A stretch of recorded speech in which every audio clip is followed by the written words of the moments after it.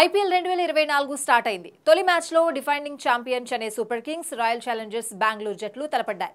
ఈ క్రమంలో రిలయన్స్ జియో తన ప్రీపెయిడ్ చందాదారుల కోసం కొత్త డేటా ప్లాన్ ను ప్రకటించింది. ₹49 ప్రీపెయిడ్ డేటా ప్లాన్ తో 25 GB డేటాను అందిస్తోంది. దేశవ్యాప్తంగా ఉన్న జియో ప్రీపెయిడ్ సబ్స్క్రైబర్లందరికీ ఈ ప్లాన్ అందుబాటులో ఉంటుంది. ఇది డేటా వోచర్ కాబట్టి దీన్ని ఉపయోగించుకోవడానికి బేస్ యాక్టివ్ ప్రీపెయిడ్ ప్లాన్లు అవసరం.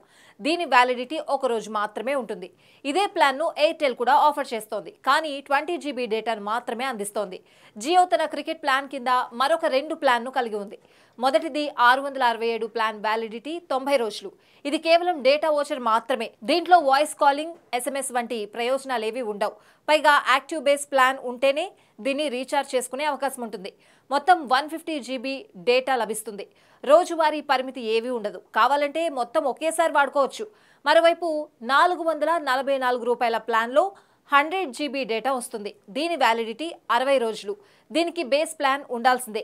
అయితే ఐపీఎల్ను గత ఏడాది నుండి జియో సినిమాలో అభిమానులు ఫ్రీగా చూస్తున్నారు. అందులోనూ 4K క్వాలిటీతో ఐపీఎల్ వస్తూ ఉండడంతో అందరూ ఆ క్వాలిటీలోనే చూడడానికి ఇష్టపడుతున్నారు.